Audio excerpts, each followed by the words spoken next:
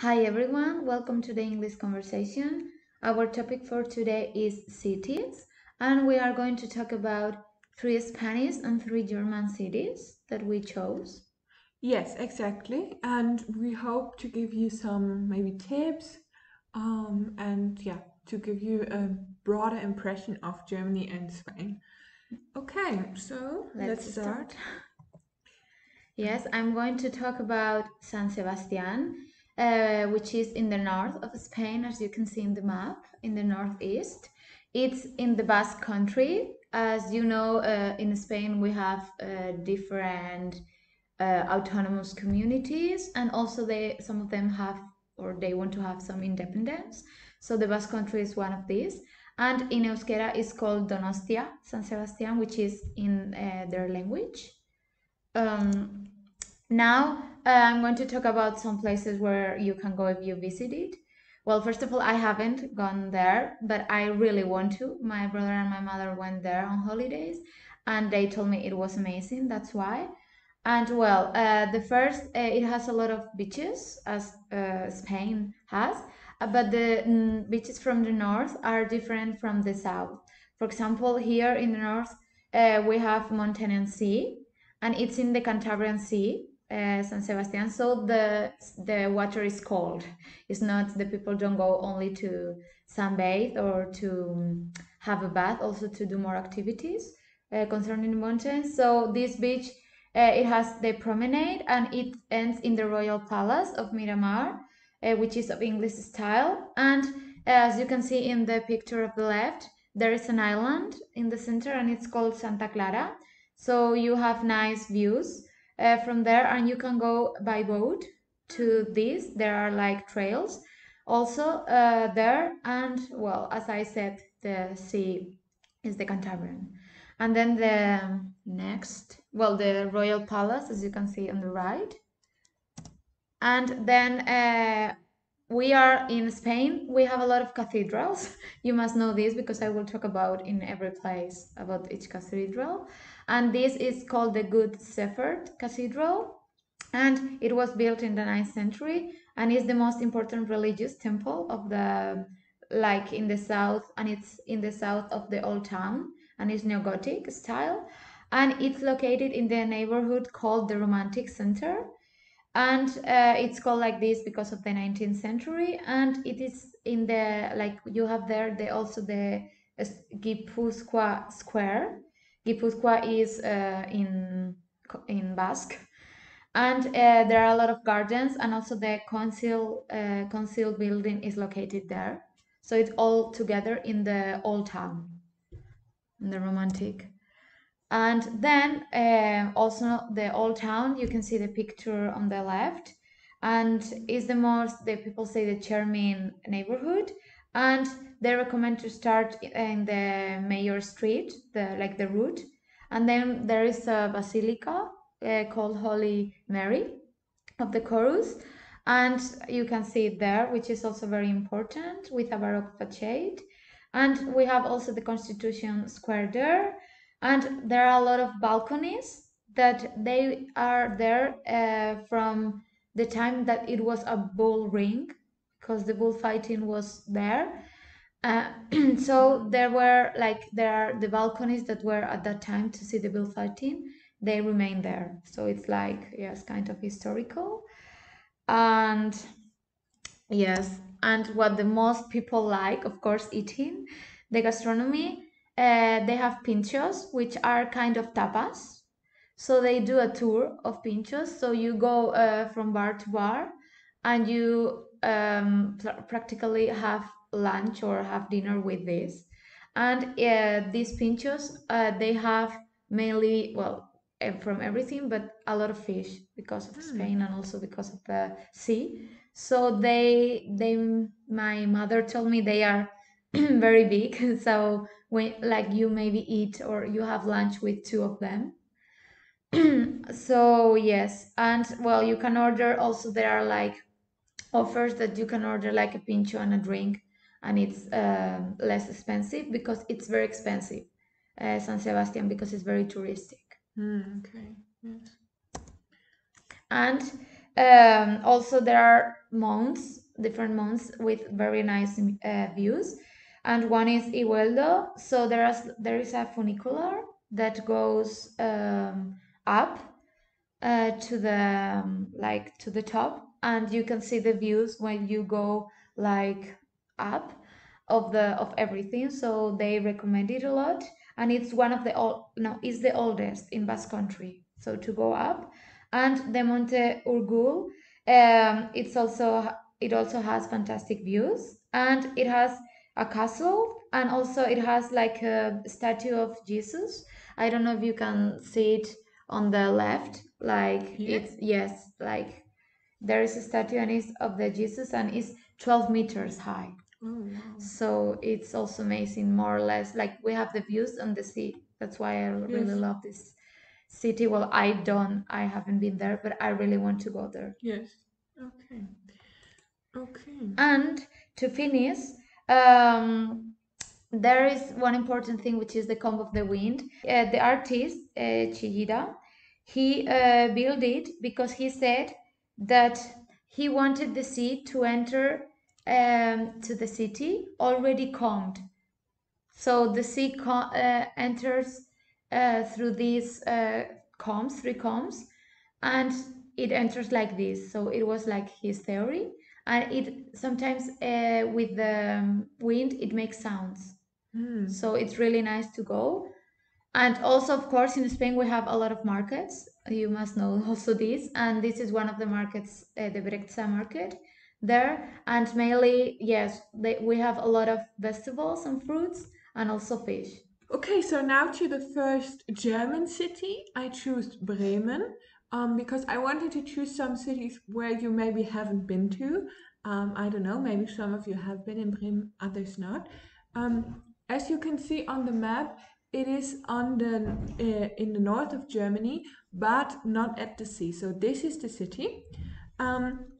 It's approximately 1 hour from Hamburg. So if you are in Hamburg, you can also do like a day trip to Bremen, for example. But I think it's also worth to just go to Bremen for your holiday.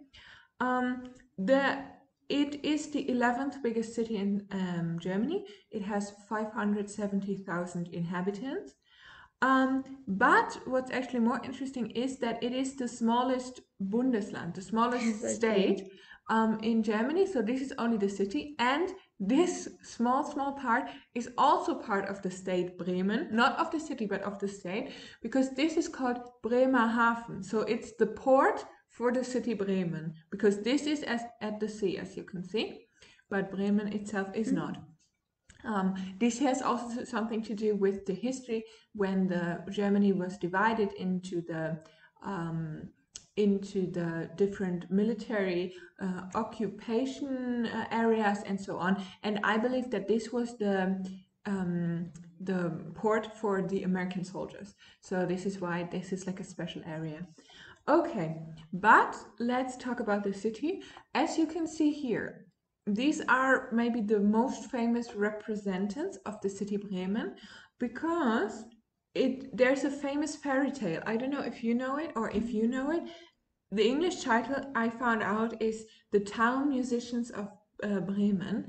And these are the 4 musicians, because they come together as like a group to make their dreams come true of singing. And it is a donkey, a dog, a cat, and a chicken, but a male chicken. How is a male chicken called? Cock. I don't know. A cock, yes. Bremen also has a rich history because it was part of the Hanseatic League. And I don't know if you know of the Hanseatic League, because it's something connected to the sea. And as we all know, in the Czech Republic, it's difficult with the sea. But yes, the Hanseatic League was an association of different merchants and cities along the North Sea and the Baltic Sea, so like both here, and not only in Germany, like all the states at the sea. And these merchants, they came together and they wanted to ensure safe traveling. But then it also kind of turned into a political organization, and the cities part of this association were quite powerful. And Bremen was one of them, because also there is a river flowing through Bremen and then into the sea. So Bremen also used to have an important port. Yes, but so much for the history. What can you actually see there? And this is actually, I think, the most famous thing in Bremen, the most famous building. It's the town hall, and it's beautifully, like, now this is more a broader view, but if you go closer, there are many like small like details and so on. And here in front of it, there's a statue called Roland, which is also famous, and this is like the protector of the city. And yeah, and here before we have the market square, there are churches and everything else. And then we have this street. This is also a famous street, not for cars, just for people on their own feet, like walking. And this has an interesting architecture as well, same as the town hall, but different history. This street was built as one project, so one in all, in 1922, or from 1922 to 1931. So it's not that old, maybe 100 years old, but it shows the phase, phase in art of expressionism, but in architecture, which is actually quite rare. And all of it is built in like with these kind of stones. And it's really nice to go there. I was in Bremen, and I really liked it. It's famous, like, I mean, at Yes. least in Spain, many people said it. Oh, I didn't Yes, know. yes. So I didn't know how famous it was. Yes. Okay. And then some other districts. This is also very, very famous and also so, so nice. I was there and I loved it. This is another district called Schnoor. And this district is one of the oldest in Bremen. It's from the 15th century. And the houses there are like, it's the old town, but like even older than the old town. I don't know how to describe it. And the houses there are really small, and the streets are really tiny as well. Like, this is the street, you know, and of course there are also no cars going. It's just for people. But sometimes it's even smaller, and you can touch like the houses on both sides of the road with your arms at the same time. It reminds me when I went to Croatia. I Yes, had the same. it's very cute, and there are a lot of like shops, but it's also quite touristic, so it's quite busy. I was there in the evening, so the shops were mostly closed, but also less people. Yes, so it's really nice, and the houses are really unique, like colorful, and you have always something to see there. And then, of course, there are other districts like this, which is called Überseehafen. So originally this was apparently from the name, the port where you would go to America. But now it's like with this modern architecture and like, yeah, just very modern, very trendy, I would say. And there are bars and coffee places, and you can go there. And then there's also like, this is called Viertel in German, which literally means district. So this district is called district. But this is more like, Reminds me a little bit to London. yes, but it's more, I would say this is like the hipster more or less area. But I was also there and I really enjoyed it. There also, like, you can go shopping there, you can go to coffee places, but you can also go to cultural events there. Yes. Yes, because there are actually quite a lot of museums, artistic museums as well as scientific museums. And there are also many parks in Bremen. I really like Bremen because it's very unique and very like different, and like it has many different sides to it. And I also like it because I feel like I don't know any other city like it, at least not in Germany. Like, sometimes you say like, oh, this city is a little like this city or like this city, but in Bremen I feel like it's just Bremen. You know what I mean? Okay, and another interesting city in Spain is Malaga. Well, there are a lot of interesting cities that I would like to show you, but like as Madrid or as Barcelona, because Barcelona, it also has sea and it's a big city.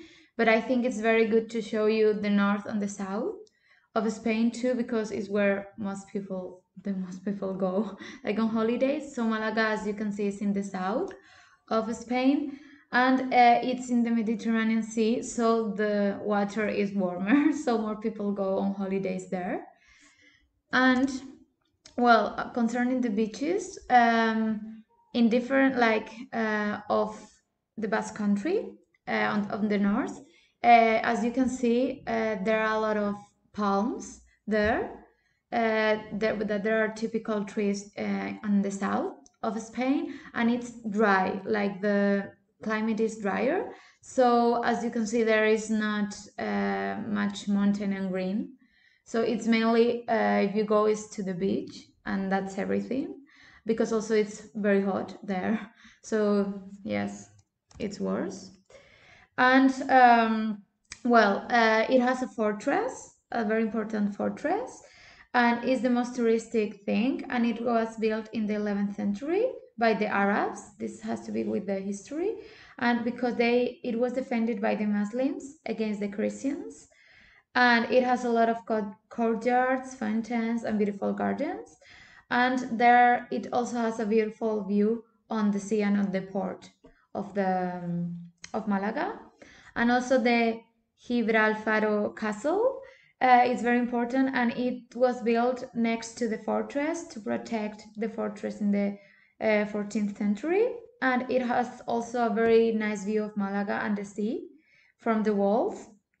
So, and if the day is really good, you can see the Strait of Gibraltar, which is also very good. So I went there and I really recommend it. And also, it's different history because they are Arab history, like the Muslims. And of course, as I told you, we have a lot of cathedrals. So the cathedral, this was built in the 16th century, and it's one of the oldest mosques at that time, and it's one of the highest points of the city, and it was never completely due to the lack of funds. So they call it like the 100 cathedral, because it's not finished, so when you always have one hand, so it's the same, they call it like this, the people from Malaga. I didn't know this neither because I'm not very in their culture. Of course, I don't live there. And also, as I told you, we have a lot of markets with fresh fruits and vegetables. And this market is called Ataranzanas market. And they mainly sell fresh produce, as I say, also cheeses, meats, and fish a lot because it's in the south. And yes, as I told you first, there are a lot of national parks too, but they are not as green as in the north. So they are more they are drier.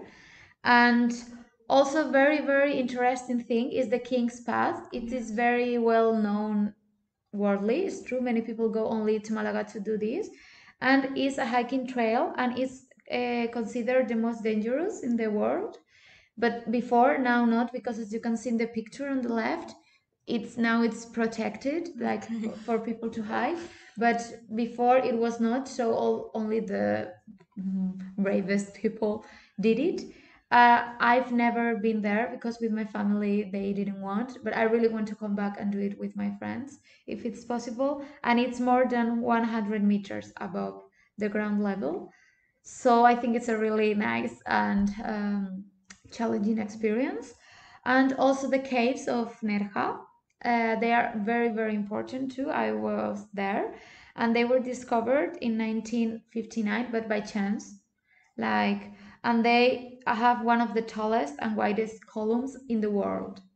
So as you can see in the picture, they are really, really nice, and it's very worthy to do and to see these both activities. Yes, and the final German city, it's Erfurt.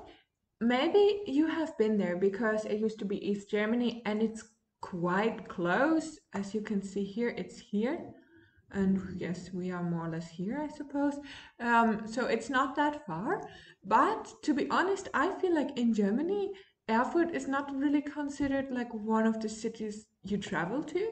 But now I did the research and it seems really nice. So maybe I have to go there for a weekend trip or something when I'm back home. Yes, it's not so big either. It's the capital of this state, in German Thüringen, or in English, as I found out, Thuringia.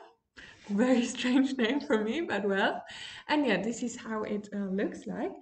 It has 200,000, no, sorry, it has 214,000 inhabitants. And like I said, it's like an inside tip now for people to go there. Yes, this is more or less the old town. It's very cozy there. In the old town, there are 25 churches. I don't know what they do with so many churches, but well. And these are like the most famous one, the cathedral, and this is the Ziveri church, because they are like up the hill. And here you have like a marketplace where there are a lot of like events and so on. And yes, this is like the most impressive ensemble. And then you have here the oldest still standing synagogue in Middle Europe, which I also didn't know that was in Erfurt, but you learn every day, I suppose. And then the most special thing, more or less, is this bridge, because this is actually a bridge. Here you can see the river, and I think here is some water as well. But it is a bridge that is completely, like you can see here, built on. So there are houses. In the middle, of course, there's the street. You cannot see this from this picture. But in the middle, there's the street, and then left and right on the bridge are like the houses. You have little shops there and also just flats. And I don't know if some of you may know the Ponte Vecchio in Florence, where it's more or less the same, but this is actually longer than the Ponte Vecchio, like the bridge is longer. So yes, and these two, like in Florence, the bridge and this bridge, these bridges are the only ones that of this kind to exist, at least in Europe, but I think also worldwide. No, so there you have the most special thing. And then I heard that Erfurt is also quite lively. There is a university, and so there are many young people, and therefore you can also find clubs, bars, and also sadly I couldn't find a picture, but some of the like traditional East German kiosk, like you have here the Cerca. In Germany, or in East Germany, they used to have something called Späti, which is a kiosk just like for the night, because später means later in German, and Späti is like the short, sweet form of it. And yes, they are also in Erfurt.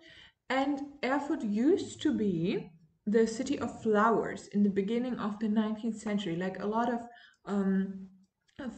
horticulture, I heard, like you grow the flowers and you sell them and so on, which it isn't anymore. But in the parks, you can find a lot of flower art, I would call it. Like, for example, this one, it's the coat of arms of Erfurt, but with flowers. But you can also find other like artistic things made with flowers.